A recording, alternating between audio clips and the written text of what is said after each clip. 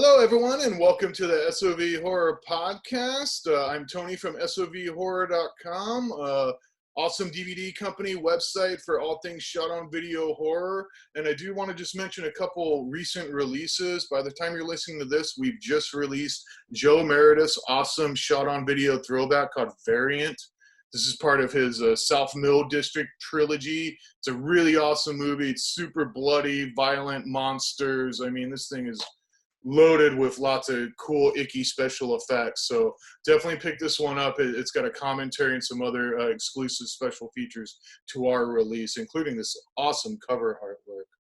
And then also I wanted to mention September we'll see the release finally of Writer's Block Truth or Dare 2. This is one we've been working on for almost over a year now, actually. And this is an old Dead Alive title of released in 1995, and this is a really cool one. It kind of is an unofficial Truth or Dare movie, and not only do we have a commentary on this one, but we also have an additional audio track with director Tim Ritter of the original Truth or Dare movie, kind of talking about some of the early gestation of how this movie came to be. So it's going to be a really cool release. I definitely recommend checking it out. And speaking of Dead Alive, we got a guy who not only worked for Dead Alive, but he's done so much more than that. He's a writer, he's a director, he's in books, comics. I mean, this guy's done everything. I am so pleased to welcome David C. Hayes. Welcome, David. Hello. It's the first time I've ever been introduced as a Dead Alive guy, and I kind of died a little bit inside. Oh, no. I'm kidding. They took my soul long before anyone else could ruin it. Don't worry. Yeah, so I mean, I guess we might as well just start on Dead Alive. I mean, how did you even kind of get a job there? What was kind of your beginnings of working there? It was super weird. So we were living in Chicago, and my production partner Greg Elder and I, we had made Backwoods that you were familiar with. It was the first thing we ever tried. We met at a Columbia College, so we were both going to film school together. And we were both going to film school after we had already gotten a bachelor's degree someplace else. So we were older students. And Greg eventually finished. I dropped out. I guess that's what happens. And we decided one day over about 173 beers that we should make a movie. And it should just be some schlocky thing. And I fit in my sister's prom dress, and that's why we made Backwoods. So fast forward from there, my wife and I decided on a kind of a whim to move to Phoenix. And we had a room in our truck, so we're like, Greg, move to Phoenix with us. So we all moved to Phoenix and ended up trying to sell Backwoods to a couple of different places. Brain Damage Films was there at the time. Dead Alive / Spectrum Films was there. No one took it, but we got jobs at the place because we showed up. We weren't on meth.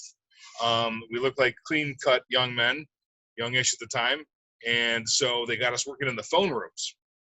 And that was back in the day when you still would cold call video stores and sell them the $50 VHS tapes that was lining the shelves of the mom and pop independent video stores.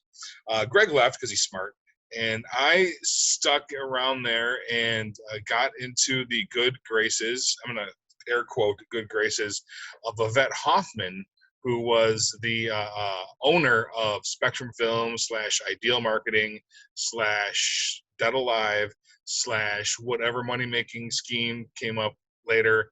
The stories from that place. And I bought in. I bought this. I bought the speech, the Bill Pullman-esque Independence Day speech of how we're going to save independent film, and from a phone room in Mesa, Arizona. Just that's what we're going to do. We're going to save horror film, and I was all in.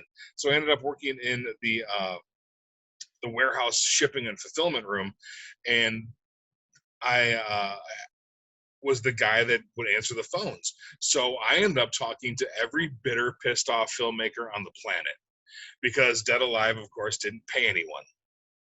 They were notoriously welched on things. They released Backwoods and didn't pay me, and I worked there. So there's this, there's the level of what we're at. So I met tons of people. I talked to like guys like Brad Sykes and Tim Ritter and Jeff Leroy, and I met Ron Ford through Dead Alive, and it was all because I happened to be the guy that would talk to him and say, "I'm sorry, man. There's nothing I can do, but you can yell at me if you want." And a couple of people took me up on it, but most of the time it was just, it was a horrible place, and it screwed over a lot of young filmmakers, a lot of old filmmakers. But what I got from it was a really good cross section of the indie and the B movie, whatever you want to call it, the micro budget film world, and that led to actually Ron Ford putting me in Deadly Scavengers, which was the first film I was ever in, first movie I was ever in. Chris Mackey, Giant Cockroach. That was through Vista Street, I think. There we go. Holy crap. Ooh, blast from the past. And I was fortunate enough to work on that one with John Fallon, who of course is Arrow in the Head. And he's gone on to quite a bit of film review infamy and is kind of an influencer in the world. So that helped out a great deal as well. So really, for all the awfulness of Dead Alive / Spectrum, I really benefited. I eventually met and started to work with Darren Ramage at Brain Damage Films. I don't want to say all distributors are the same, because I like you, Tony, and I think you're an incredibly honest person, and you run a tight ship. You don't have a sloppy shop. It is good to go. But other than you, I don't really have a high opinion of most physical media distributors at the time, and I even have a less high opinion of streaming distribution at this time. So even that extends. So and I don't know how many filmmakers watch this, but I know you all been burned at one point. But it's all the same, and that's real. I didn't intend this to be a diatribe on how awesome SOV horror is, but I really appreciate what you do. I think you're doing a service to fans. I think that your honesty and your forthrightedness is uncommon, and I, for one, appreciate it. So, thank you, David. Yeah, that was my long-winded. Dead Alive sucks, all the way to SOV horror is awesome. Now, when you were at Dead Alive, kind of, I know it kind of eventually, and maybe you can clarify it a bit for me, because I'm not completely sure on like the splinter where it went from Dead Alive and then Darren Ramage kind of went off. Was it like Yvette kind of skipped town and then he just started Brain Damage? Or because I've heard stories that she kind of just left everyone hanging. She did, but there was it was so weird. So you're in Phoenix and Mesa, Arizona. It's at the time, I got there in the early 2000s, and Darren had left and broken off before that. Oh, okay. I believe it was right after Traces of Death, his Faces of Death ripoff thing got some traction. There was a non-payment, some fight issue, yell, and he ended up being like 3 miles away. So there was Dead Alive / Spectrum Films in a turf war with Brain Damage Films at the same time, and they were like, they're vying for the same people. They were it's the same basic content, the same level of content. So filmmakers that would get burned by Dead Alive would go to Brain Damage. The Brain Damage people that got burned would go to Dead Alive. It was absolutely ridiculous. And so at the time, and I'm going to remember this correctly because we are approaching 20 years later, but Spectrum Films was the overarching company for Yvette Hoffman that housed Dead Alive. And at the time, a guy named Jerry Smallwood from video distributor starts with an A, did Jack Frost. Apex. There was another name before that. Avalanche, maybe? I don't know, something like that. Yeah. And so he came in. He bought in too, except he bought in with money, and they came up with the losing names. There was it was a horror label. So the push to DVD was going to happen through Jerry Smallwood and Spectrum Films, taking some of the Dead Alive content, some newer, better content, and they were going to do this push into DVDs at the same time that Darren was, I believe, that was right around Hell's Highway. So he was starting to get a really a better quality of content with Hell's Highway. Death Factory with Brad Sykes, Shepis had a starring role in that one. So he was starting to pick up some steam in that land, and Yvette was starting to break into back into the blockbuster land with Jerry Smallwood. Until, of course, why not screw over everyone? You screw over your partner, and you don't pay the filmmakers for all the new things that came in. You don't pay the New Zealand Film Commission, and therefore they pull the biggest movie you have from an unknown guy named Peter Jackson, because Dead Alive had Meet the Feebles at the time. Right. So you completely bone all those people. And then while that's going on, Darren is just being more congenial, more open, not as shady. Probably still a little shady. I didn't deal much with him at the time, but then that started to move in that direction. So the brain damage kind of grew out of the awful reputation of Dead Alive. Eventually, Dead Alive shuts down. Spectrum Ideal shuts down, and Brain Damage moves into, I believe it's Cinema M3 was one of their labels, and Pendulum Pictures was one of their labels. And I wrote Dark Places and starred in Dark Places for Cinema M3. Never got paid. And I don't want to throw that one in there. The other one you did for them too, I thought? Yeah, I'm trying to think of what it was. Was it Shower of Blood? Shower of Blood's an interesting story. So that's a bunch of guys Greg and I met in Chicago in film school. And so we shot that in 1998 in a suburb of Chicago in the producer's parents' house. So his dad was a pretty well-known podiatrist, I believe. So we had this really big house. And we shot that at the Nudie Vampire movie, Shower of Blood there. It became a comedy later after we saw the dailies and decided, oh, this is horrible, so it better be a thing. That was actually my first writing job ever. Right. So I was a grip on that, the key grip, and I was working with Jeremy something or other, and we were doing the lighting design for it, and it was shooting on beta tapes, like great big beta. Mm-hmm. So it's that old. Beta the producer's sister was an intern at a local news station, so they were throwing out tapes. So we were taking the old beta tapes, recording over the local news to make Shower of Blood. And as we're shooting, one of the performers, one of the young ingenues, hired from the back of a skin magazine, proved to be a really horrible person. So they shot with her for about a week and a half and then fired her. And there was a bunch of this footage. So what they had to do was figure out how to integrate this footage with the current actors, still keep the scenes coherent. And so I volunteered. I was hauling some cable one day. I'm like, I'm going up some stairs back when I was young and could walk upstairs. And I heard them say, oh, we need a writer. And so I volunteered, like, I'll do it. Yeah, you're paying me in like hot dogs and beer anyway, so I might as well do this. So I went to the production office and I would just rewrite. I would watch dailies that were shot. I would rewrite scenes. This is old school, so I would literally hand this physical pages over my shoulder, and they would run out and shoot them. And it turned out so well that the director, Joe Machetto, changed his name to Tiffany Kilborn and disassociated himself from the movie. Darren eventually picked it up, 2004, 5, 6, something like that. And it has been a source of ridicule since. Yeah, for sure. I think the main thing, like you said, that I at least remember from that, I haven't seen it since, like, gosh, I don't know, or since it came out in the early 2000s. I think I rented it from Netflix when they were still doing discs, Oh, God. And I just remember the house, actually. I remember it was like a really nice looking, like almost palatial type mansion. It was. Shot. And you remember that because of the awesome lighting design. Right? But other than that, I remember it, being quite the snooze fest. It was crazy.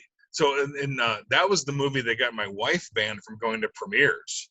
Oh no! So yeah, we went to this premiere for Shower of Blood, and she'd already seen me in a couple of short films, and I wasn't an actor in Shower of Blood, but we're waiting for it, and it's in this beautiful historic theater in the north side of Chicago. Dillinger was shot in front of it. And it's just a beautiful. It's all original, and we're waiting and waiting and waiting because the star Leah Montalongo decided that she was going to make a grand entrance. And Leah's claim to fame, her stardom, was as the body double for some Mortal Kombat character in the original video game. Gotcha. So yeah. And she had like Generation 1 fake boobs, and they looked like M&Ms just like stapled onto her chest. It was an odd day, odd world. And so we're waiting and waiting and waiting, and Sandy's she's like, what am I doing here? Come on, man. Why are we waiting? And Leah Montalongo shows up. And it's an old theater, so they have these beautiful steps you walk down, and there's the lighted footlights, and there's this beautiful balcony area. And Leah has on those plastic stripper shoes that were really popular in the late 90s, that were like 9 feet tall, like those Superfly shoes. And she's walking down, and she trips. She falls down, and she jumps back up like she's okay, and it's dead silent, except for my wife, who goes, "Ha ha! That's what you get." And so she's been banned from premieres ever since. That's great. Now, we kind of already mentioned Backwoods a little bit, and I just want to tell my personal kind of history with Backwoods, and that's actually how I first met you. Is so the first time I saw Backwoods. Now, mind you, I am a huge fan of Backwoods. Anyone who knows me knows this. I mean, I have a lot of Backwoods. You have the VHS. I have the VHS. You know how many of those were made? I'm guessing not a lot. Now, is this one of the last VHSs they produced at Dead Alive? Yep, there's only 200 made. Yeah, wow, cool. I'm glad I have one then. Yeah, but so the first time I saw it though was in this Sleazy Slashers pack. I think this is maybe how a lot of people probably saw it within this pack. And it was just one night I threw it on with my buddy, and he liked some shot on video stuff, but not as much. But we throw on the movie, and it quickly starts with the whole mangina intro and in the woods with all the negative effect and the very long voiceover sequence. And I probably fell asleep in like 5 minutes. And it wasn't just because of the movie. It was late at night. We're drinking. Don't lie. It's the movie. It was. Yeah, I know. And so I fall asleep, and the next morning, my buddy wakes me up and he goes, "I'm going to kill you, Tony." He's like, "That was the worst movie I've ever seen in my entire life." And I'm like, "It can't be that bad. There's no way it's that bad." And, we've seen some pretty bad movies. There's no way it's that. "No, Tony, this is the worst movie ever. You have to watch it. They use a park for a gas station." And so I'm like, okay, well, I really need to watch this movie. And so I sit down and I watch the movie, and I mean, yeah, it's Backwoods. He didn't lie. He was not lying. He was not lying. It's a terrible movie, but it's so infectiously fun. And that's actually something that I find with a lot of your work, David, is like, and I want to ask you more about the kind of bad movie connotation of your work a little later, but it was kind of one of these things where like I was doing a review show at the time, and I'm like, okay, I'm gonna do a review on Backwoods because it's pretty bad. And I'm one of those guys. I'll watch the movie 5 times and do a review. I'm not gonna just I know a lot of people spend 5 minutes. I was a aspiring filmmaker. I want to spend a lot of time, trying to do research and do all this stuff. And so I ended up watching Backwoods, gosh knows how many times, and like editing down this movie. And I found like throughout doing that, I'm like, I'm really starting to love this movie. Like, I see, like for instance, one of my favorite parts, and it's such a like probably not even a big deal to most people, but to me it's so funny when Luther's mom is getting raped in the beginning of the film, and actually by you. What? It was a double. That was a total double. I had a twin I killed after that. But there's just the worst song ever playing, and I still just remember that little chunk that I pulled. It's like, you better pick on your balls, word up, or something. That was so the guy that did that. All the most of the original stuff in there was a guy named Fender Tucker, Okay. uh, and so he did that under the name Nees Calhoun, and so he's the owner of Ramble House Press, that reprints all kinds of Harry Stephen Keeler novels, and for a time he was reprinting Ed Wood novels. Oh, nice. Okay. So yeah, flashback. There you go. It's like having a commentary that no one cared about. But it's a I did this video and I fell in love with it, and I ended up talking to you about it afterwards. We interviewed you for the site and kind of became friends and stuff, and I started kind of checking out more of your work after that. But I mean, Backwoods to me, like, it's still one of my favorite shot on video movies ever. I make all my friends watch it, and most of them love it. And it's even funny because and I want to say this for people who have seen it on this pack, this is actually a cut version of the movie, and I didn't know that until I did get the VHS version, which was uncut. And there's some extra scenes and stuff like that in it. So do you know anything about the selling of it, like, to this pack, like, and So what did he cut? when the Dead Alive did the original release, they did the DVD and the VHS, and then Ron Bonk at Sub Rosa picked it up for a Sub Rosa release. Okay. And he's the guy that sold it to the multi-packs. Gotcha. So the Sub Rosa release isn't edited. So I don't know, maybe for time and maybe for compression, maybe because who knows why. I actually never watched it on the Sleazy Slashers disc, but I've been told it's been cut. Yeah, it's missing some of the, like, novelty breast destroying, when the girl's tied to the tree. That's, yeah. If I was going to hazard a guess, I would guess that's probably for an international audience. Gotcha. So, like, if you're going to, like, sell to the Middle East or something, that's just a no-go. Right, too much nudity and yeah. But, novelty breast mutilation, that's a thing, man. Right. People get on that. Oh, I totally stole that for one of my movies, The Cannibal Vampire Cowgirl Hookers. I was like, oh, you just buy a pair of novelty breasts and stab it for a staking, way to do a staking. And I pretty much got that idea because of Backwoods, You son of a bitch. But now you mentioned that Backwoods was your first movie. So kind of what, and you and Greg Elders, like, what really kind of inspired you guys to go out and make that movie? Well, he thought we'd get rich. That was his motivation. It's like, I just rented this crappy movie. Anyone can get it on shelves. I'm like, yes, that's correct. My motivation was I loved that, I was coming off a really big early John Waters phase. So Filth as art has really kind of filled me for years. Massive Ed Wood fan, massive early Peter Jackson fan. I could wax poetic talking about the comic book Faust by David Quinn and Tim Vigil as like an early just hyper violent and ridiculous way to put these things together. But I thought that was probably going to be the most fun we've ever had, and I was absolutely right. And it's that's really kind of the gestation of it. At the time, I was also dabbling in not community theater, but like storefront theater in Chicago. I was in a musical version of Carrie for a year, and it was a cross-dressed musical version of Carrie. So I played PJ Soul's part, Norma, for a year, and threw tampons at a Sissy Spacek impersonator. So really, that kind of vibe was already there. And when we made Backwoods, I had worked a little bit with a guy named Andre Perkowski, who has since disowned me, and I don't know why. But he was shooting Ed Wood novels. And so he was like adapting Ed Wood novels and taking old Ed Wood scripts and shooting those. So I kind of cut my teeth as Tor Johnson playing Lobo / Tor Johnson's Lobo in these kind of underground Ed Wood movies.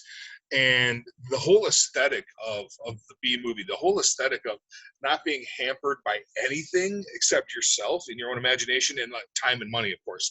And time and money are just arbitrary when we start talking about these sorts of things. That's why I love like stuff like Ron Ford. That's why I love gore filth stuff. The only thing that's stopping those guys is themselves. And they chose not to do that. I simply have chosen not to do that.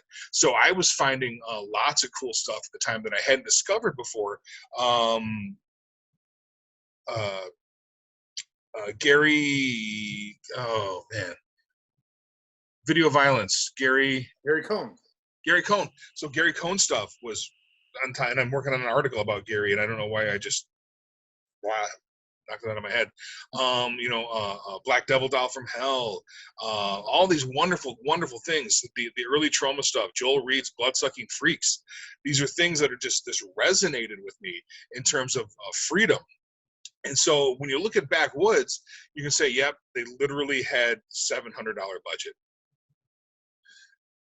At the time, the dean of the film school of DePaul University was the director and Mangina.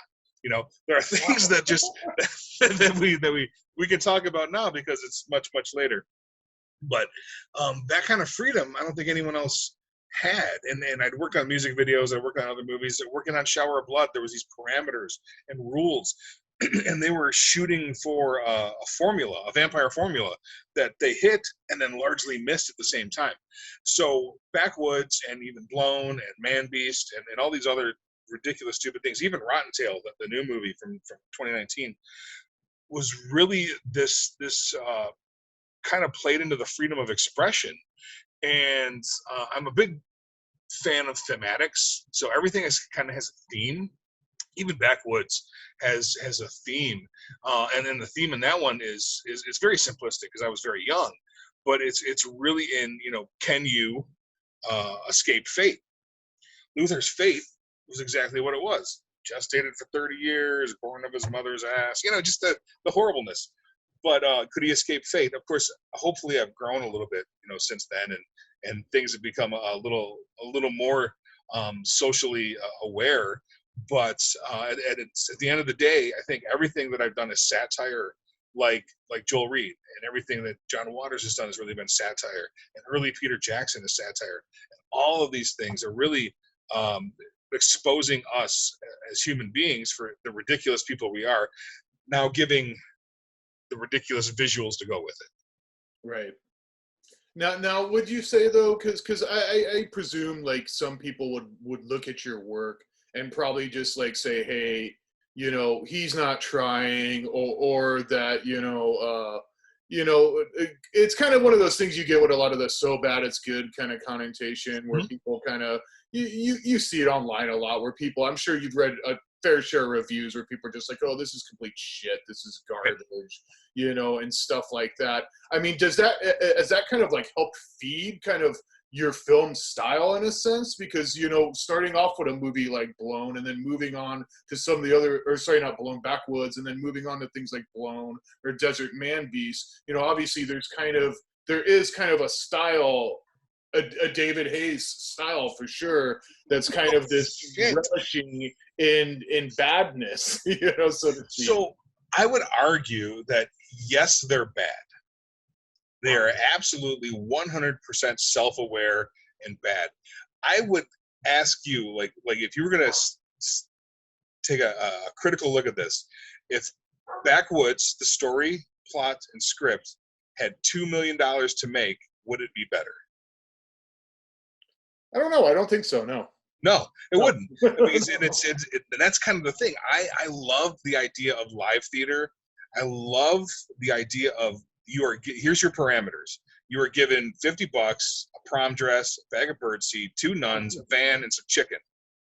What can you do? And that's really kind of how I approach all of it. So everything starts with a concept. Like Blown, for example, was like, wouldn't it be great if there was an animated blow-up doll? Yeah, that'd be awesome.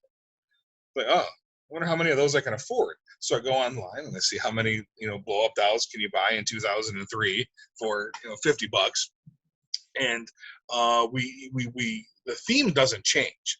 So, the message doesn't change, regardless of the budget, but in the story really doesn't change regardless of the budget. But what you can do with as little as possible is really kind of my jam. That's what I love to do. when we're talking like novel writing or comic book writing, or just even like publishing and things, we've got deals through Simon and Schuster, so we've got like big deals and quality product. But I'm still a minimalist. An economy of language, economy of visuals, economy of plot, economy of everything. And one of my favorite movies, I don't know if you've seen it, is Lars von Trier's Dogville. I do not know. So Lars von Trier, he's a hot or cold, Lars von Trier is. And he made a movie called Dogville that is essentially set on a soundstage. And there's no sets, but this whole town is taped off. So there's a house, Bob's house is taped off with some furniture in it, and the doctor's office is taped off. And so when the camera is set, you see the entire town. You see through these walls that don't exist. So it's both the economy of it, where you don't have to build these sets, but you don't have any barriers. So if your scene is taking place in Bob's house, you can see what's happening in the doctor's office, and something has to be happening in that doctor's office because people are working there and people are living in that house over there. So really it's I would say my work is generally economy of presentation, but very rich in satire and ridiculousness. For sure. I could be all like, artsy and crap for a second. Well, as I like to say, I was just generically kind of using the term bad because I know that's kind of how a lot of people would classify them. But for me, myself, like I said, I think they're highly entertaining movies, especially, Backwoods. I mean, it's still one of my favorite shot on video movies. And, I also love your other work too. And what I really like about it is kind of like you're saying is it's fun, and you can tell that you're working within your limitations. You know what I mean? You're not letting your limitations kind of stop you from doing what you're gonna do. And right. To me, that's really admirable. It's like you mentioned Gore Filth earlier, and kind of same deal with him and lots of other indie filmmakers. Is like people who are like, okay, well, I do only have some stuffing and some meat in the freezer, but I'm gonna make something even if I have to do everything myself, whatever it may be. And I think there's something really admirable about that. And personally, to me, as like an up and coming filmmaker in the early 2000s, when I was like going to film school and all of that, was like super inspirational. Like, hey, right. I can do this too. I don't need a ton of money. I don't need, it's kind of, and that's what I loved about SOV and the SOV aesthetic was like, hey, a lot of people, especially back then, and I'm glad it's changing now. I'm glad people are finally starting to appreciate the genre. But I mean, you know this, back then, everyone was just like, oh, that's crap. Anything shot on video pretty much was, oh, I got a camera. My grandpa's got a camera, It's always what you heard, and it's like, but, I saw that stuff and I was just like, wow, man, these movies are unique and weird. There were people who were taking chances and kind of doing different things, and you didn't have Hollywood producers going, no, you can't do that, or that's too much of this, or whatnot, And I mean, Backwoods is a great example of a movie that, like you said, if that like went to Hollywood for some strange freaking reason, I can't imagine what they would do to that movie. It'd be like a straight slasher flick, that would just use all the character and soul that's in that movie, And I think, and I appreciate you saying that, because I think that if anything, bad is a term. It's a relative term, of course. I would say they're all poorly made. Right. Yeah. I mean, as poorly made as something like Ed Wood would make, or as poorly made as like early H.G. Lewis. Except those are much better. But it's you can't replace the heart and the character of an SOB movie, because no one's getting rich. Right. No one had any design, except for Greg. No one had any designs of getting rich. But we did want to make a fun thing that said something, but also had that character. And I think the proof for Backwoods, and as much as I kind of try and disavow it, and it never goes away, it has had like 7 releases from various, not self-distributed stuff. It's had like 7 legit releases. And where else in the world would that happen aside from SOV? So there's a very distinct market. And you were talking about in the early 2000s, there was tons of cool dudes out there. There was Lindenmuth doing stuff, and Ford, and just completely completely. Tim Ritter. Was it who did the writer's block to Truth or Dare? Chris Lamont. Chris Lamont he was out of Arizona as well. He's Arizona State. He was teaching at. So just so much out there, and you can't beat the character. You know when you eat something, like you eat French fries. Not French fries. It's a stupid example. You have a bowl of chili from a restaurant, and it tastes like a bowl of chili. But you have a bowl of chili that's kind of burnt a little bit, and the ingredients are a little off. But someone's mom made it, and it tastes better. I think that's kind of the thing. Someone had to love every one of these SOV films, regardless of money into it, regardless of time spent. Someone had to love them enough to give it life, and I think it's apparent. I think that the love is apparent. Same here, and I you know, I've always said that there is no such thing as bad films, just movies that you know, are kind of boring and not made well. And ultimately, you know, a movie can, you know, someone can look at a movie like Backwoods and say, sure, it's technically bad on some levels, but at the same time, it's an entertaining movie throughout the entire runtime. I mean, I you know, at least for me, I mean, I think it's a totally entertaining movie. And to me, the worst thing is like a movie that's not entertaining. You know, people always ask me, oh, what's, you know, one of your worst movies? And I always like to mention The Creeping Terror, you know, the killer rug monster, you know, where the whole movie's overdubbed sound. It's all 60s movie. And it's like, to me, that's bad because it's boring, you know? Right. And Backwoods, as crazy and weird as it may be, it is definitely not boring, you know?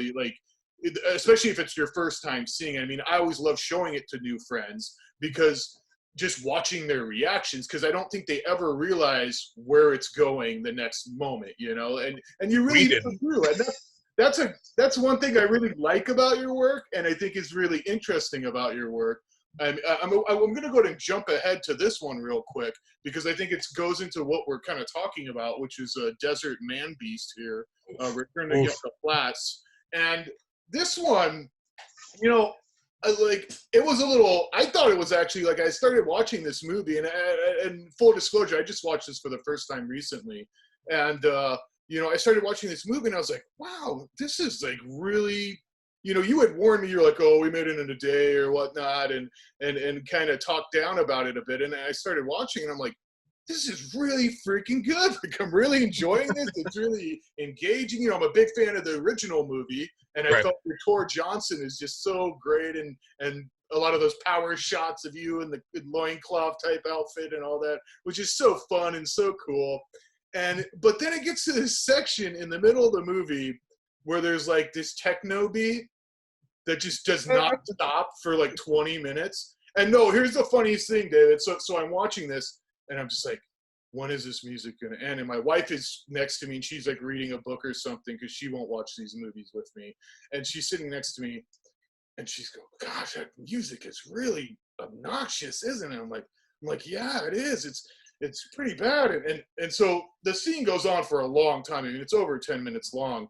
And this music is just repeating, and it's almost an off-kilter loop. It's not quite like a 2/4 time or anything. It is not. 3 kind of. And so, but this has never happened to me, David. I'm watching it, and I'm starting to be like, oh, I don't know about this one. But as I get further in, I just started busting up laughing maniacally, and I could not stop laughing for the next 10 minutes of this drum beat because it was just, I had never seen a movie before that like literally just made me feel maniacal. I don't know how else to describe it, but the drum beat, the music was just so off kilter, and what's going on screen, and it was just like, and to me, like you were kind of talking about earlier, like that's such true art to me. Like, you know, like say what you want about if it's, you know, bad or good or subjective, but like to me, it's like you made me feel an emotion I had never felt in my entire life of watching movies. Woo-hoo! And I think that's like, I think there's something to be said about that. And honestly, I personally thought it was genius because, I mean, correct me if I'm wrong, but I'm guessing you were pretty well aware, like, hey, this beat is going to drive people bonkers. And so that we had a couple of debates in the editing of that movie. Not many, because there wasn't that much footage to begin with. Because like you said, we did try and shoot a feature in 24 hours and succeeded almost, if you don't count the inserts. But that scene is that equivalent of the awkward silence. So like you're having this conversation, or you have that weird comedic beat.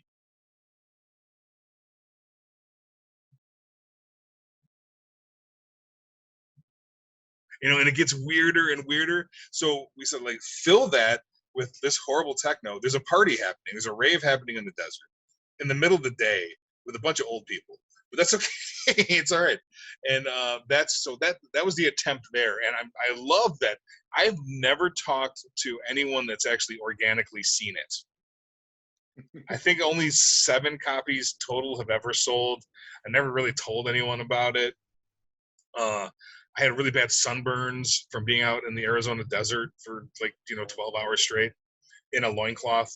And but I'm glad to hear that report of that particular scene. I'm like, oh, it worked. At least on one person, it worked. So thank you. No, it's great, and the movie's really great, and that other stuff you mentioned that you kind of padded it out with, I thought actually flowed very well with the film. Like I said, I was very impressed by the film. I thought it was like really, especially after you told me you did it one day. I was just like, wow, and it goes to show, and I felt like at the same time, like it was a nice follow-up to, like, if you're going to make a sequel to Beast of Yucca Flats, if Coleman Francis was to be, brought back from the dead and make a movie, in the early 2000s, right? Well, that'd be pretty damn close to what Coleman Francis would deliver. So that's what I thought. And then because it wasn't scripted, so we didn't write a script. We had a loose outline. Because I discovered with Backwoods, I could script out, or Blown, I could script out the greatest, funniest screenplays of all time, and they would largely just get ignored by everyone acting. So, myself included. So we loosely did this out, and there was a lot of comedians involved in it, so most of the lines are improv. And I think it worked out really well. The things that are padded out, so I believe that we have the first short film that Greg Elder ever worked on, called Love, and that was edited together. That was the one with the gun, the trailer with the guy with the gun. So that's back when Greg had hair, and actually I had hair. So we were like pulling things from our past. It wasn't anything that we didn't already have. Except I did call. I called in Kim Sonderheim out of Denmark to do that quick Criswell-esque beginning for it. Okay. Because I had done a similar thing for him. He did a movie called Tour de Force, and it was an action movie. And so I am this thug in a warehouse that gets shot, and he sent me some lines to yell out in Swedish. And so I had no idea what I was saying. I yelled out these lines. I got shots, and then I ended up it's my action film, my international action film debut. And so that's kind of the gestation of Man Beast. But yeah, Coleman Francis, if he had consumer grade technology, he would have made 700 movies. Right. All of them would be terrible. He would have some sync sound though, because that came with the camera. He didn't have to do anything outside of it. I like to think what would happen with we can see what Doris Wishman did with video, which is wonderful.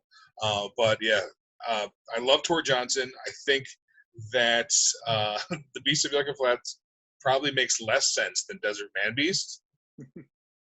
Just because I couldn't help myself. There's some sort of plot, I suppose.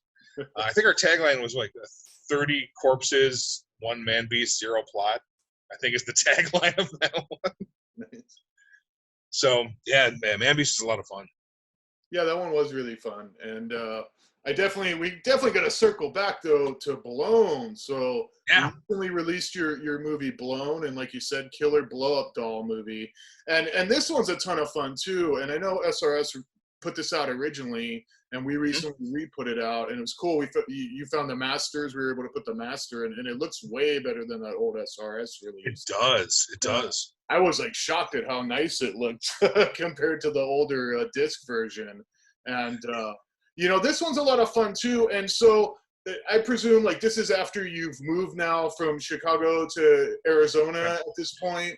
And we're in Arizona at this point. I had met Kevin Moyers and Jeff Dolniak at Dead Alive, so they were working the phone room. Oh, okay. So we'd all met there. Greg had moved on to a different area at that point, and we would circle back together again a little bit later. But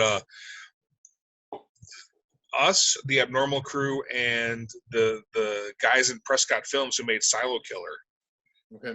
got together, and that's so we put Blown, and we made Blown. We started with a script, of course, and it features the film debut of Kevin's grandpa, Dan Urbach, who passed away last year. So this is a way to go, Big Dan Urbach, international superstar, greatest creepy laugh zipper scene in history. And he was great. And then we got there and we started making this, and things are going along pretty well. We got a nice location. We brought all these people together, and for some reason, just interest started to wane. I think we had to take a couple of days off, and then scheduling conflicts hit, and then the house fell through. So we shot a great deal of it, and then we lost our location, and it's kind of sat.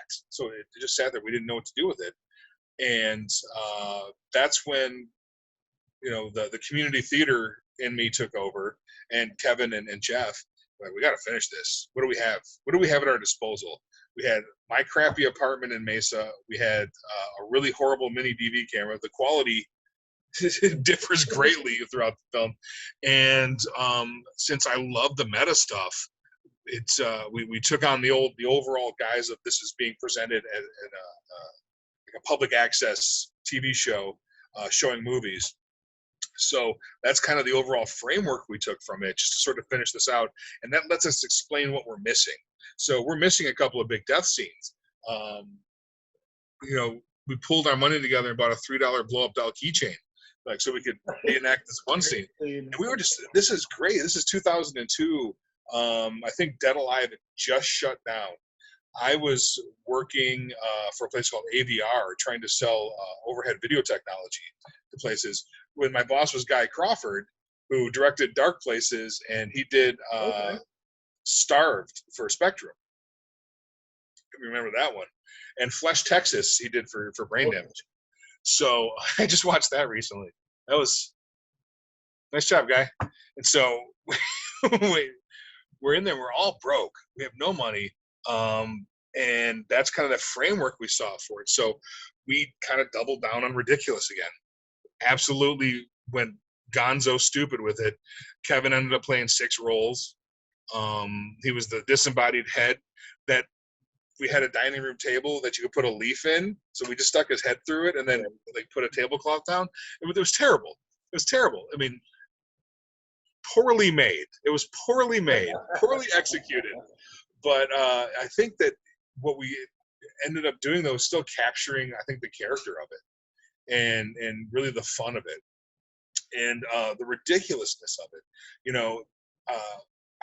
My current job prevents me from promoting Blown with the cover due to the giant, double-ended dildo straggling the hooker on it, which was wonderful. There's one fun story with that. Sherlock, the filmmaker Joe Sherlock did the art for that. He did a great Of course, he's going to pick out his favorite scene, and but it's. I mean, I love it. I love it. That double-ended dildo's name was Thor. We named it, and it was legit. See your screen, it was bigger than that, and we got it specifically for that scene. That was the single most expensive piece of the movie. I'm gonna say that $75 prop, and to make some money on the back end, I had a bunch of cast members sign it, and I sold it on eBay for about $75. So we broke even on Thor. But it was a lot of fun. Has that in a cabinet somewhere? It'd be really interesting to know whatever. So man, I sold the shorts from Backwoods to make rent once. Right. The birthing shorts of when he pops out of mom's butt. We sold Thor. We had a couple of cut up. So we bought 7 blow up dolls, very very cheap, Lethal Lolitas they were called, and. We had a couple of them where we just had the hands, so we would use the gloves. So yeah, we sold those. It was a nice SOV market on eBay for a little while nice. of props and original things. But yeah, I would have kept Thor. I would have get one of those stands like a samurai sword on your mantle and just set Thor in it. Be wonderful. If anyone knows where Thor is, let us know. Hit us up. I don't know. God. 15 years ago, someone bought it, I bet. And that kind of leads to actually one of the interesting things about the movie, and we dropped it from our release, but was the original release of that had like a half an hour, pretty much instructional video on how to make money on eBay. Right.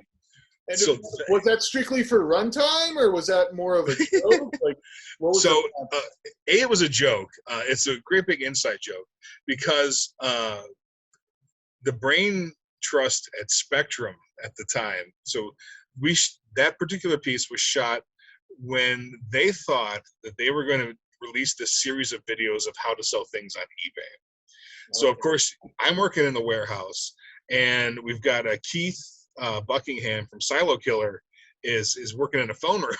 So they said, you two, you make us a how-to video. Okay, we're selling stuff on eBay for Spectrum all the time, so we'll just do what we're doing. So we shot it, and they stiffed us. So we've got this footage. It turned out to be like 20 minutes, I think.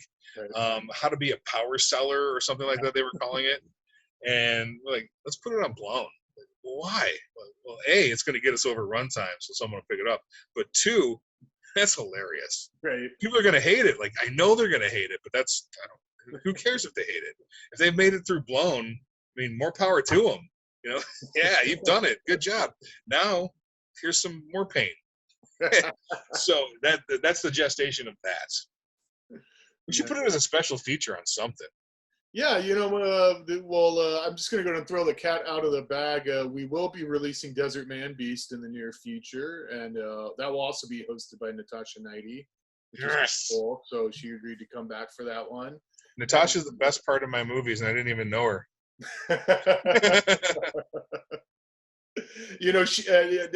She hasn't even seen the movie, so that's good. Don't. I don't want her to quit. She just shows up and does her work. She does a good job. Consummate professional. Exactly.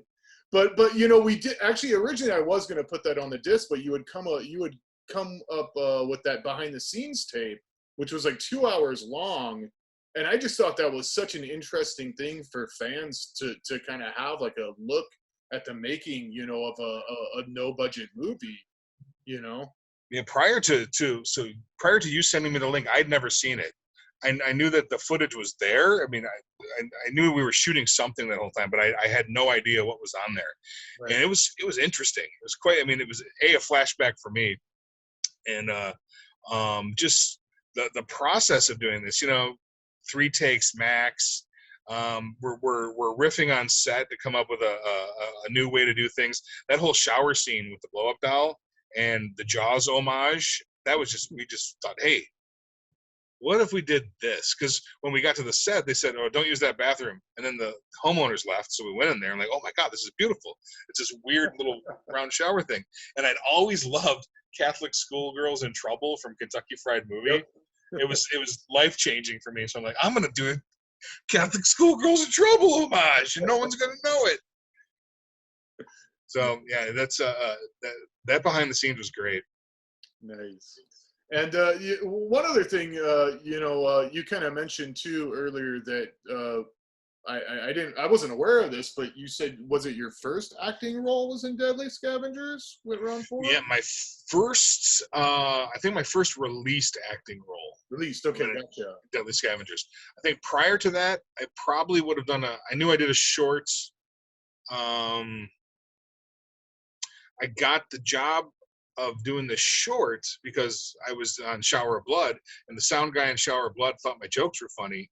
So he recommended me to the guy that did the short, and I ended up playing like a 28-year-old dungeon master with a bunch of 15-year-olds playing the game, and I beat my wife, and they kicked me out of the game in some weird-ass metaphor. Who the hell knows what was going on with that thing? But I think Deadly Scavengers is my first released role, and we had shot Backwoods, I believe, before I shot Deadly Scavengers. But Deadly Scavengers had the deal with Vista Street because Jerry Pfeiffer was shooting his own stuff and sending it out there. And so that was great. I slept on Ron Ford's floor for 3 days next to John Fallon and Tim Sullivan. Wow. And not like crazy 2002 Maniacs Tim Sullivan, but Eyes of the Werewolf Tim Sullivan, the guy that did V novelizations, and I was just hero worshiping, like, you wrote these V novels, man. It's like, yeah, that's it. Oh no, you gotta tell me about how you break into writing those. Don't. You'll go broke. Like, okay, I'll take your word for it. But yeah, so that was it, and just lots of fun. I wouldn't change anything. Yeah, Ron's a great guy, great director too. I mean, he's definitely one of my favorite directors of that kind of mini DV era. You know, he's just so creative, and I mean, what he pulls off with no budget is so impressive on so many of those features, and just a real artist, you know. And it's so what he does it with a technical competence that that escapes me. I don't have the patience to do what he does. Like his stop motion stuff, I absolutely don't have the patience. I don't have the patience to wipe my ass fully. You know, I'm not like I gotta do something else. I'm so bored of this. And so that, I mean, that's another reason. So I think like my stuff has a real kind of frenetic, almost unfinished vibe the whole time, which is kind of on purpose. But Ron is so incredibly polished.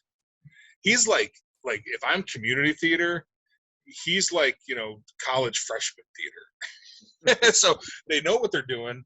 They don't have the means to do it exactly the way they want, but they know what they're doing. He's using what he has. Where I'm like, I'll use whatever someone hands down to me. Right. So I love Ron Ford. I love Deadly Scavengers. I think I did a real big article on the Witchcraft series for Diabolique magazine, and Ron's entry in Witchcraft, I think, saved that whole franchise. You know, it was smart, and that's the cool thing. What he does lots of smart stuff. It is budgetarily challenged. The performances are often not very good because of available talent, but it's all smart.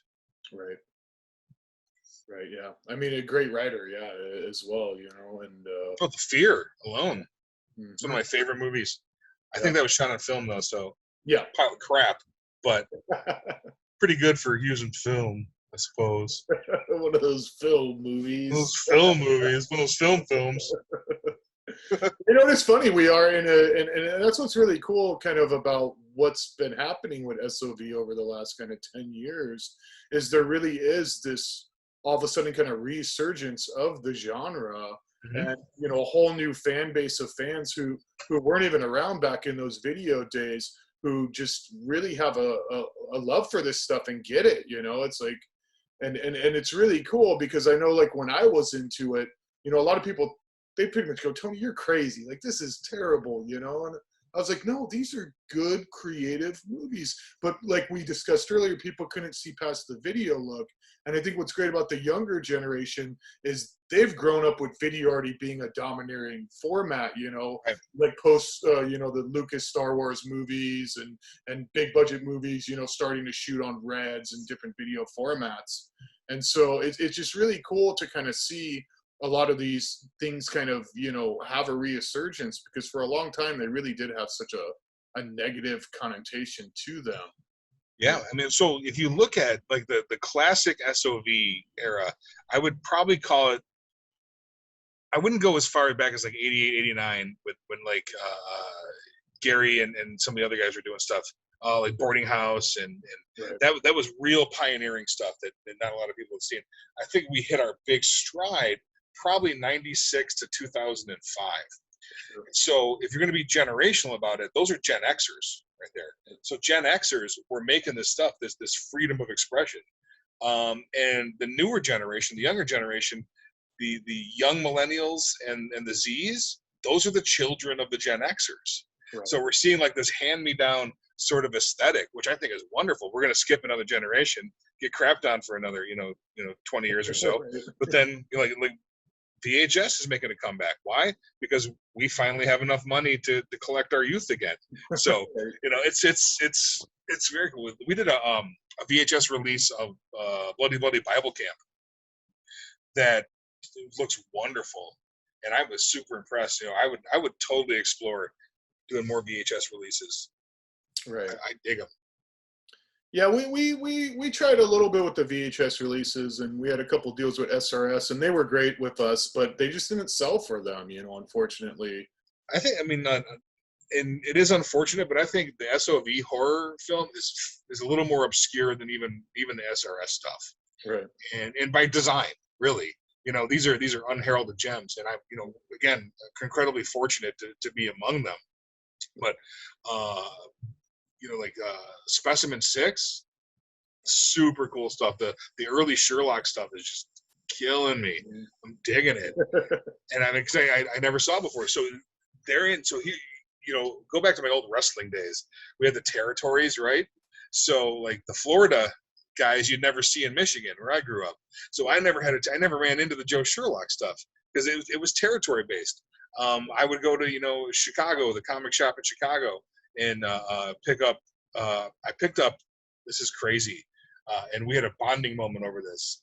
I picked up Marcus Koch's The Rot. Oh, nice. On VHS in 1998, I believe, in Atomic Comics in Chicago, and it was a version that he made 3 of, apparently. Oh, wow. Like to send out to people, so no one knows how it got there. He doesn't know how it got there, and we met at the Vito Trabucco's house before we started shooting Bloody Bloody Bible Camp, and I was like, "Rot," and he went, "Backwoods."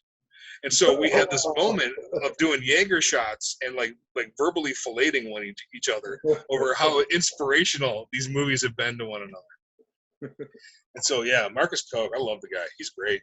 Yeah, he is cool. He is cool. And and that's another thing is you're a big fan of these movies. I mean, I think I correct me if I'm wrong. I'm guessing you have all of our releases. And, I do. I'm waiting for what's the next one to drop? I'm sure you got one to hold up. Variant? Yes, Variant. Oh, you already did that one. Is that August? Yeah, that one comes out August 1st. Okay. So yeah, all I need is Variant so far. I got all the special ones. I got the Shape. Quite pleased about the Shape. Yep. With my Halloween fandom. Uh-huh. So yeah, I gotta ask you. I mean, because you have all of them, and I'm not sure if you've watched them all yet. But what are some of your favorites from the catalog? Are there any that's kind of stuck out to you that you just really enjoyed?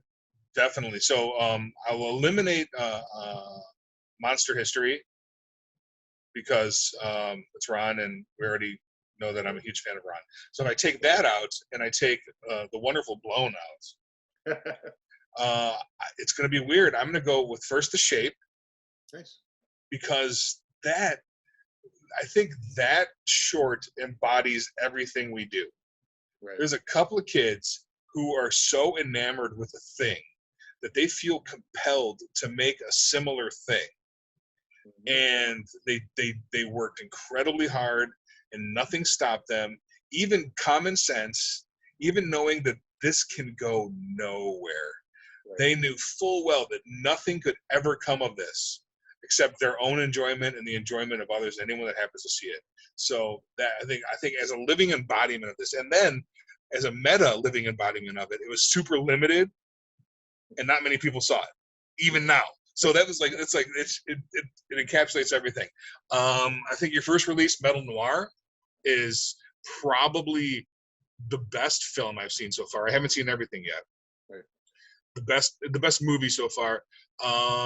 With probably Spirit Gallery in second place as far as quality, right. Not filmmaking, but quality of theme, quality of presentation, quality of character, of fun.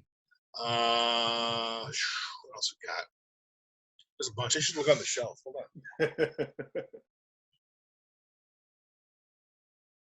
Oh, Darkness.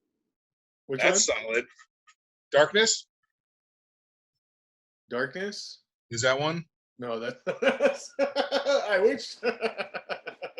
There's something. This is, I don't know. I didn't go all the way over there. Sure. I love Gore-filled stuff. Yeah, that's a lot of fun. So yeah, I'm gonna look now. All right, I'm coming back. Hold on.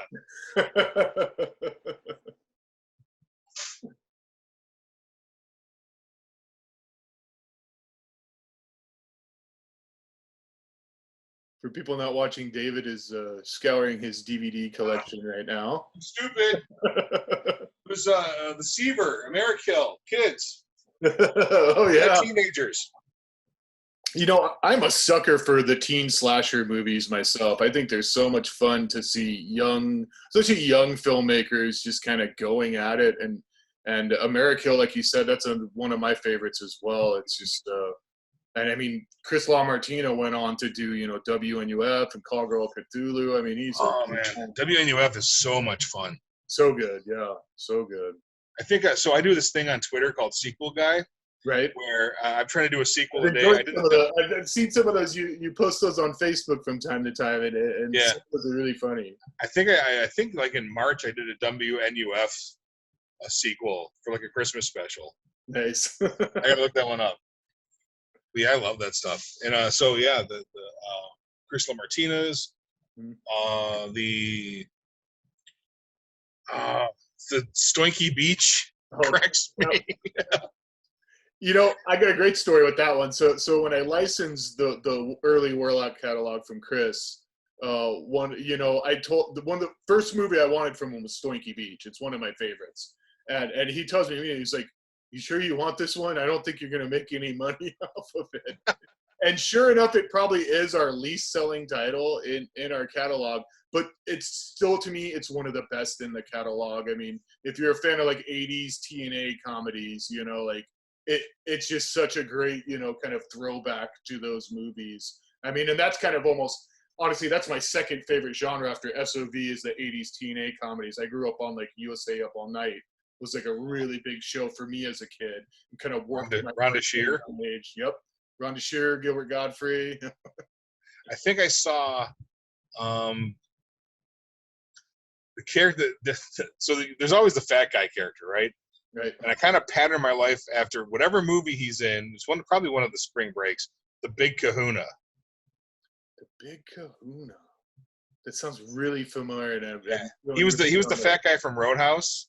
He was the Big Kahuna in whatever horrible spring break. Oh movie. Yes, the Travis something. He's also in Party Plane and Cheerleader Camp. I love that. Cheerleader Camp. Oh man, I'm having like basic and early cable flashbacks now. It's all good stuff. Good stuff. That's amazing stuff. Mm-hmm. Nice. Oh.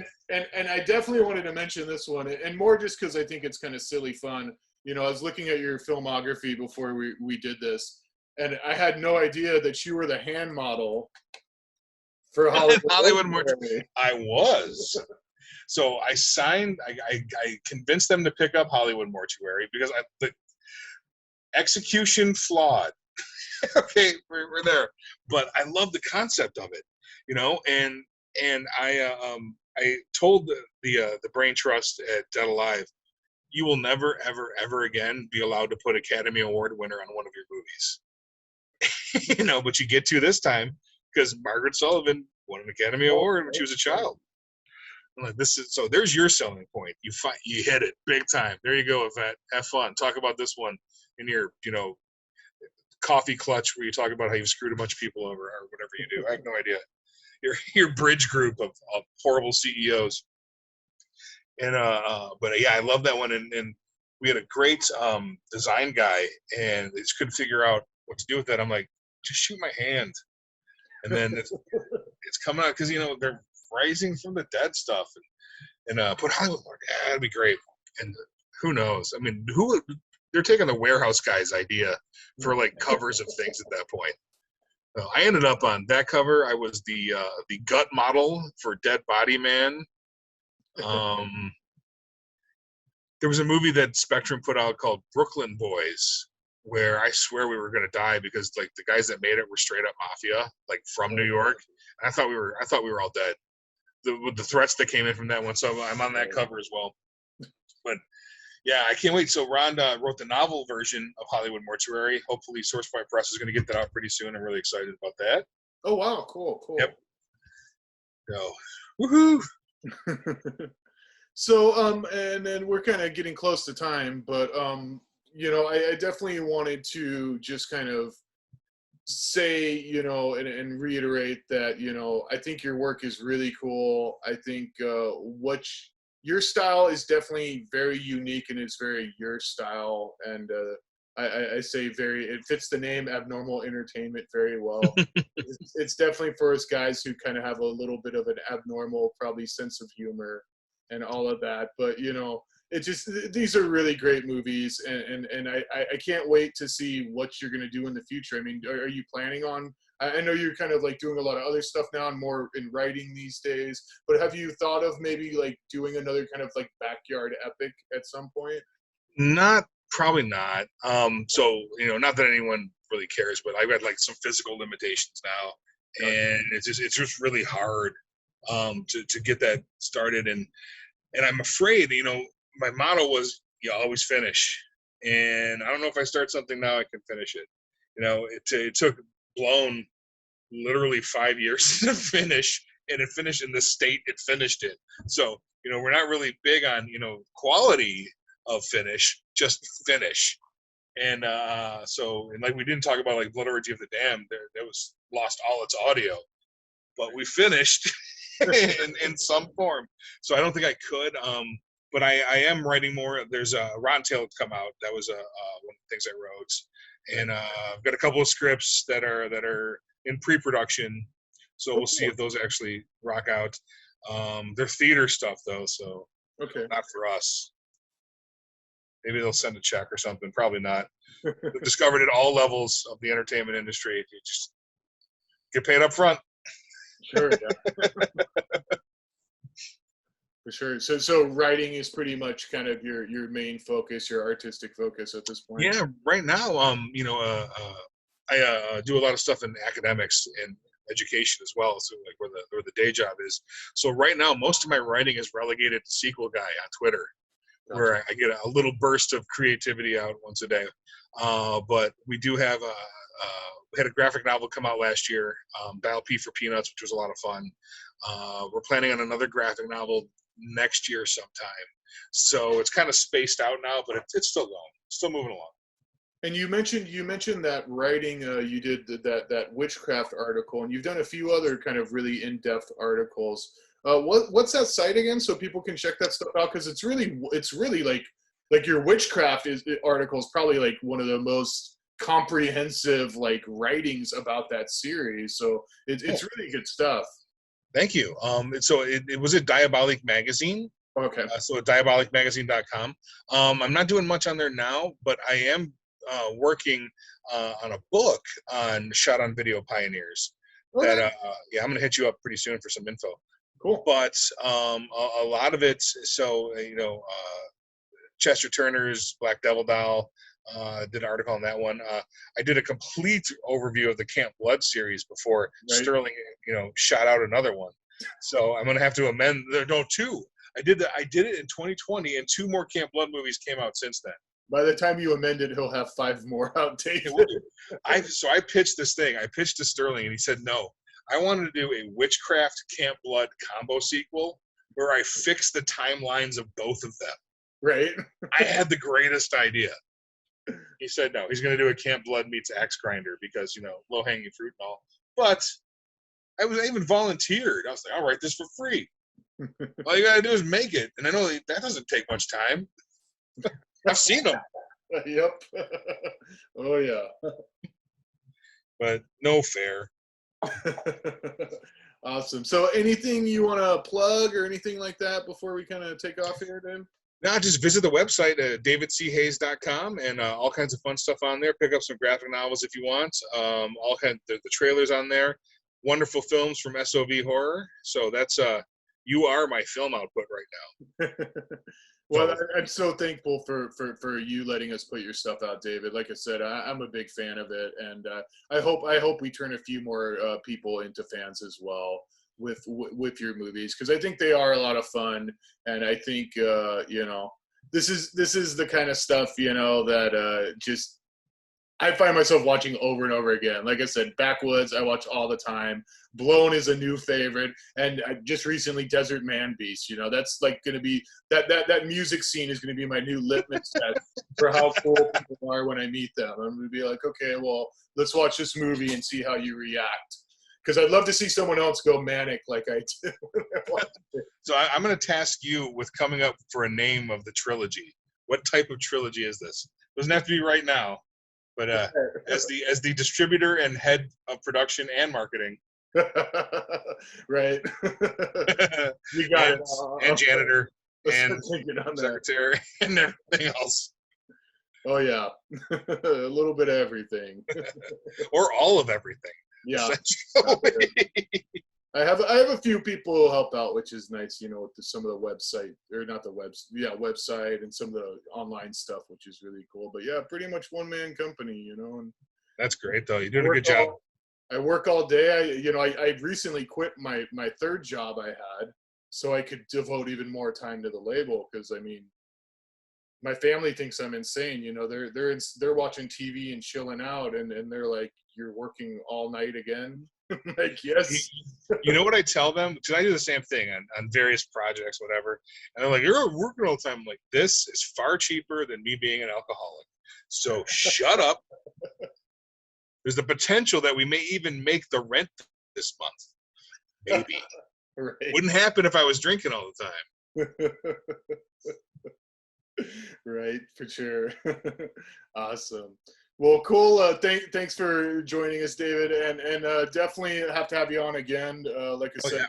You know, fans, we're going to be putting out Desert Man Beast, so be patient. It's coming, and we're doing it in a proper double feature with the Beast of Yucca Flats, of course.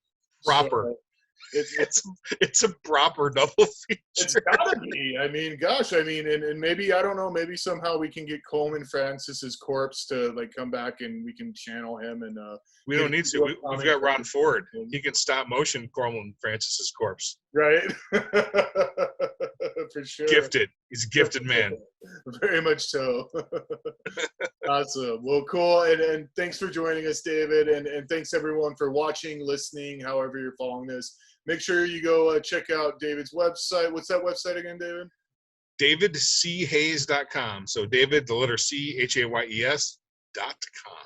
Nice, cool. And SOVHorror.com for all of our good new releases. Like I said, just one more time, guys, Variant. I'm telling you guys that this movie is, I'm so excited to put this one out. It's so gross, yicky, and fun, and monsters, and you're going to love it. And then, of course, Writer's Block, Truth or Dare Part 2, the Dead Alive classic. So first release ever on DVD. Original, we took it straight from the original Betacam. So this looks as good as it's ever going to look, folks. So how do they feel about calling it a Dead Alive classic? Well, you know, there are, and so that is the thing, and I get, like, because I've talked to quite a few people, obviously, at this point. You know, we've put out a few movies that were originally put out by Dead Alive, and a lot of them give pretty much the same story you give. You know, they were pretty burned by them, and you know, but do you have time for one Dead Alive story? Did I ever tell you that? I would love, sure, yeah. Let's go. Did I ever tell you about the America 911 story? You did, but you know, why don't you talk to our audience, because I don't know if they know. So this is just indicative of how shady a place Dead Alive / Spectrum Films was. They got some footage from some French tourists who happened to be in New York during 9/11, and planes crashing into buildings, all the rubble coming down, horrible awfulness. They have some 2001 mini DV footage that they bought from these French tourists, and they said so they're going to release this footage as an exclusive, never before seen document of the tragedy, and they were desperately trying to figure out a way to make it not seem creepy. Like they were trying to make money off of a massive tragedy, which is what exactly they were trying to do. They're going to make money off of a massive tragedy. So they on the box, it's called America 911. If you could find a DVD of it, it's one of their first DVD releases.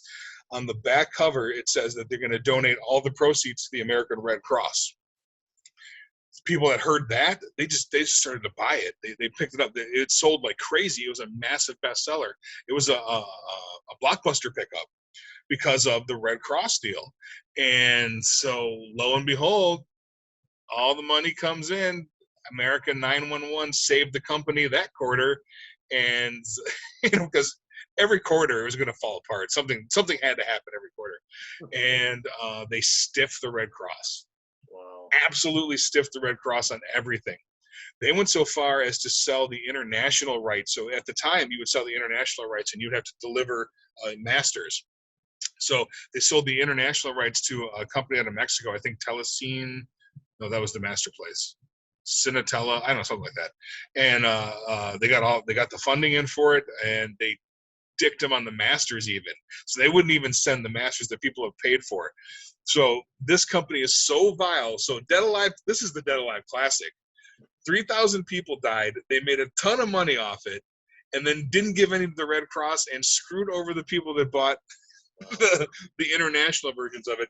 The only people that got paid were 2 French tourists, and I believe the people that ran Spectrum Films. Right. And, you know, I never got to tell you this about that, but I worked in a video store when that came out. I worked at Suncoast Video Store, and I'm pretty sure we got those in right after that. Mm-hmm. No, Suncoast was a client, yeah. Yeah. So I had no idea it was, you know, affiliated with Dead Alive. I mean, honestly, I'd love to have that just for my collection now, just because of that affiliation, you know, because I'm just an avid Dead Alive collector. But I think the print run on those was like 10 to 15,000. There's probably a lot. Big for them. If I start searching hard enough, I'm sure I could probably find a copy, you know. But it'd mainly just be for the collection. Like I said, I don't know if I don't want to see that again. Yeah, same here. But yeah, so there's many more Dead Alive stories. Like we'll definitely have to have you back for sure to talk more Dead Alive, and I am gonna a lot of your other movies. I mean, you've done so many movies. We literally barely kind of scraped the surface of your film work. Oh well, you know, it's probably good.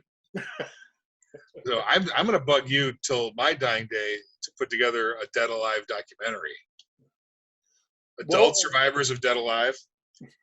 I'm still working on the SOV documentary, so it's not completely dead. I still have it. It's just there's some big holdouts for interviews, so I'm still hoping someday to get those people to kind of finish the story. Because as I feel, you know, if you're going to tell a story, I want to tell the full, complete story. I don't want to tell like kind of a half-ass type story. So right. You know, eventually, I'm sure this DVD thing won't go on forever, and when unfortunately, when that does come to a close, you know, the documentary is definitely going to get finished, and Dead Alive is definitely going to be covered in the documentary for sure. Yeah. Oh, good. It might be 12 hours long when it's done, though. This documentary. And I could give you 10 hours straight of just horrible business practices. Horrible. You know, we got a few more minutes. I'd love for you to share. You've told me this one, the Comic-Con story. All right, like so I mentioned earlier that the biggest movie they had was Meet the Feebles by a little-known filmmaker named Peter Jackson, of course. And Peter Jackson didn't ever sell the rights to it. It was the Australian Film Commission because they largely funded it, so they were doing the distribution deal on it. I don't know how they managed to pull this off, but they got the VHS, the DVD of Meet the Feebles, and they had a bunch of big posters made up, theatrical-sized posters. So they ponied up their $700. We got a small table at the San Diego Comic-Con in like 2002, and it was me and the sales director, who is a shady dude. Shady, like used car shady, except it didn't run. You know, it would be the used car that like, oh, it runs great. It didn't even run. He would just lie about it. So we get there, and he's trying to figure out a way to sell more. And I turn around, and I actually get to talk to Weird Al Yankovic because he's buying a Meet the Feebles from me. So that was a stellar moment. It was like, oh, I'm talking movies with Weird Al. That's wonderful. And I turn around, and the sales manager is signing the posters. I'm like, what are you doing? It's like, I'm signing on Peter Jackson. And I'm incredulous. Like this, what? Oh yeah, we're gonna sell these, man. We get like $50 a poster. Like this is what you can't do this. Like no one knows what Peter Jackson's signature looks like. And this is post Lord of the Rings too. This is way post Lord of the Rings. This is already, Academy Award time. And and I'm stuck, I can't leave San Diego because my ride is committing, fraud. And so I'm absolutely stuck there. And he sold a bunch of posters, and I tried to tell people as slyly as I could, like, don't do the thing, because that's not the thing you want. But, Comic-Con goers and their money are easily parted in all manners. Right. And so that happens. So there's just, and that wasn't even the head of Dead Alive. That's just the culture of Dead Alive that said that was okay. Wow. Yeah. Well, hopefully none of our audience bought those posters. I know, right? I mean, I bet someone did. If you love Peter Jackson, you're gonna absolutely adore Peter Johnson. Right. Stupidest stuff. Like, no one knows what Peter Jackson's signature looks like, including you. I mean, what is happening? Wow. That's funny. And it was a horrible transfer of the movie too. It's like it looks really bad. It's like they digitized the VHS version. Yeah, that's pretty much what they did. I have the VHS and the DVD, and yeah, the DVD's literally just the VHS. Yeah. Man, that place. I'm so glad I survived. And that was a DVD too. That I don't know if that was like recalled or what, because I worked in a video store, like I mentioned, and that was one like we got a few copies of. And then people try to special order it not long after that because, like you said, Peter Jackson already at that point, by the time it hit DVD, had already, I think, at least made the first Lord of the Rings, if not a couple of them at that point. And, so people were kind of getting interested in his early work and wanting to find it. And you couldn't get it. It was like out of print. And maybe, I don't know, maybe that was near the end of just Dead Alive in general. You want to know why it went out of print? Because they didn't have the rights. They didn't have the DVD rights. Oh, right. They just did it. Away. Yep. They just did it. Yeah. Distributors, right? Right. I've dealt with some unscrupulous ones myself. That's why I'm like, hey, I'll start my own. And what do you know? I'll be fair and honest with people. I feel that's, maybe I can't pay a lot of money or anything like that compared to other people. But my thing has always been, hey, being someone who was screwed over myself, I'm going to be honest, I'm going to be transparent, and, because ultimately to me, it is about getting these movies out there. I mean, it is about sharing my love for these films with other like-minded individuals who also enjoy this type of stuff, so. And that's the best part, whether it's 7 people, like for Stoinky Beach, or 1,000 people for Metal Noir, however many you sell. I mean, this is not an industry to make money in. No, not at all. The one out of 1 million that pops. I mean, what's the biggest shot on video movie of all time? Gosh, probably profit-wise, maybe Blood Cult. Probably, I would argue Shatter Dead, maybe from way back in the day. In the 90s, and probably some of that early even Brain Damage stuff and Dead Alive, because that stuff was everywhere, It was, and they were getting like 50, 60, $70 a pop for it. But I think, there's no one retired. Yeah. the biggest hope when you're doing this stuff, and this, is that you make enough on something, or you don't lose too much on something to do the next one. Yes. So you can justify doing the next one, because it's an addiction. It is. It's like, I was joking about not drinking, but it's the same thing. This is an addiction, and I'm killing my storytelling bug in a different way right now. Right. Or I'd still be doing this, limping around, being a complete fool. Sweaty old man looking at boobs all the time. Well, it's because you're an artist, and I think you're right, and it is that way with you. You talk to a lot of people who do work, in the industry and everything, and like you said, almost all of us. It's the younger kids; they're a little more maybe naive, but most people have been doing this for a while. Like we all know, we're not making money on this. We're lucky to break even, and we do it because we have the need to create. Like we want to, like. I don't work 16 hours every day, I do it because I have to, because my brain is like, and this is my way of being creative, whether it's cutting a trailer or working on the artwork or working on special features for a movie. It's like that lets me let go of my creative juices that I have inside of me, Right. And I love it. So, I could care less about the money, because there isn't any.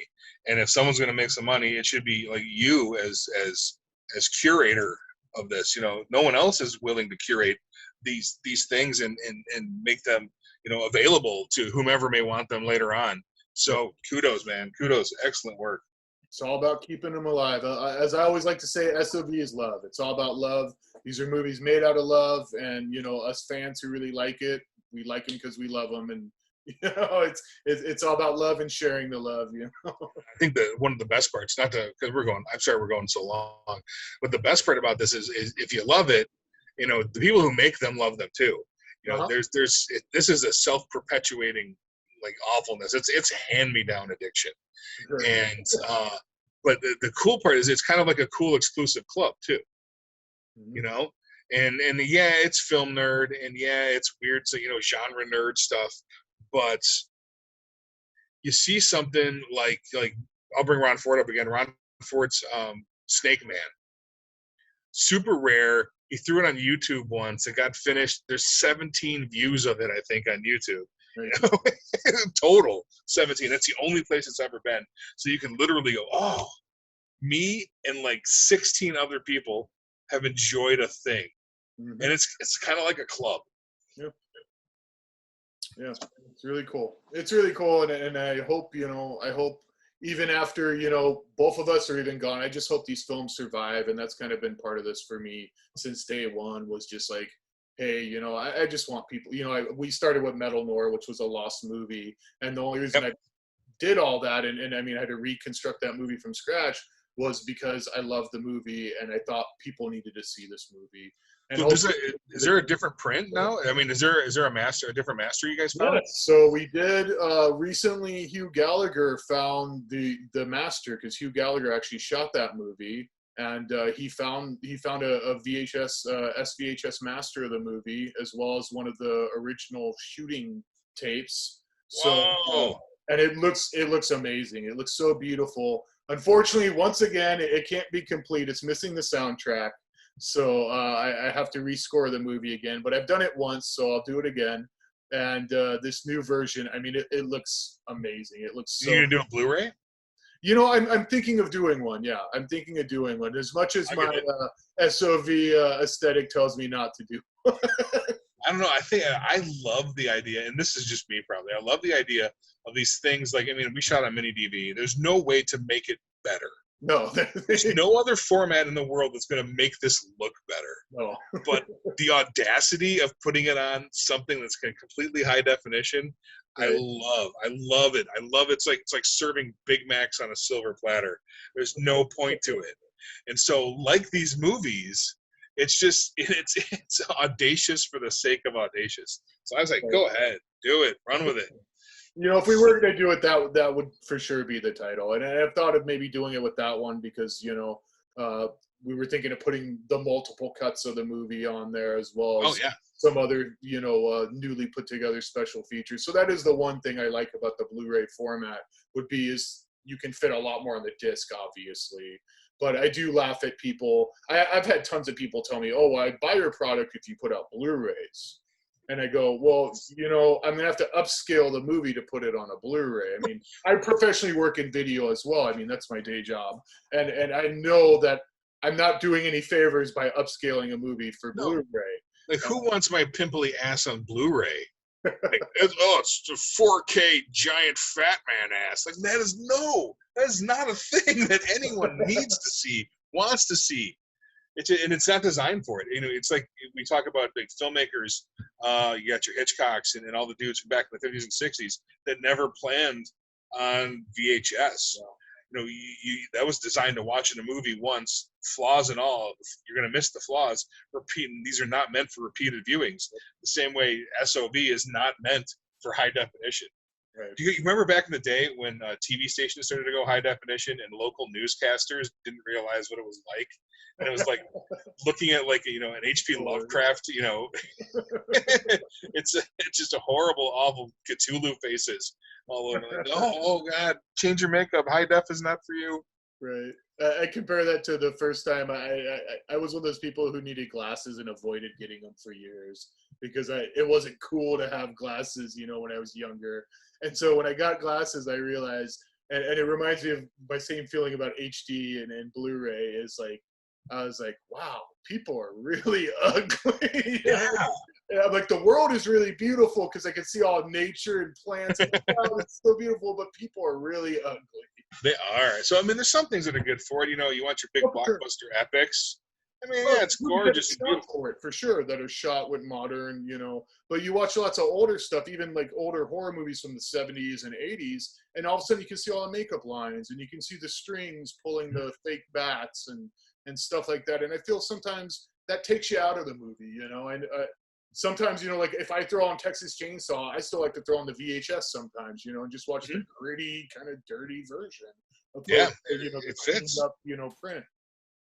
I mean, I would argue that even a lot of the older SOV is not meant for DVD. Even that's too much of an upscale, you know. And we largely shot on mini DV and beta back in the day. Right. But some of that analog stuff, when it gets digital, loses the thing. Yeah. Bastards, damn But anyways, technology. go to SOVHorror.com and buy DVDs, folks. Yes, go to SOVHorror.com, buy DVDs, not Blu-rays because they don't exist, Yes. and start with Metal Noir. Oh yeah, you can start with Blown, I guess. Start with Natasha Knighty.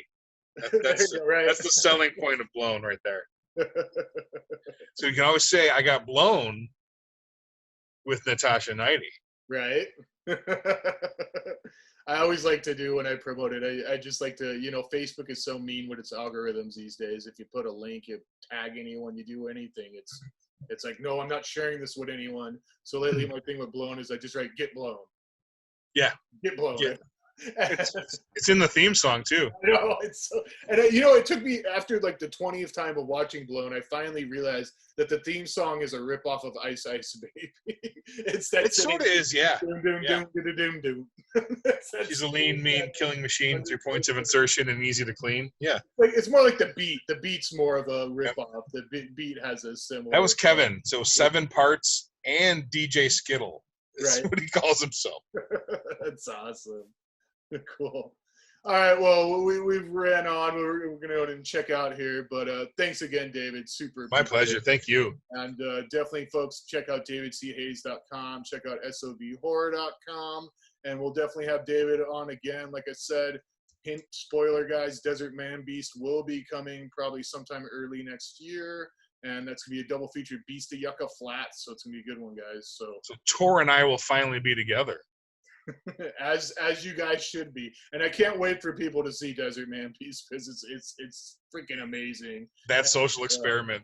So I think that should be your next cool picture or profile pictures. Is that those great power shots of you in the loincloth? You know what? You send me the power shots and I'll do it because I don't have them. Yeah, well, As you know, we keep nothing. We lose masters. Nothing survives. Right.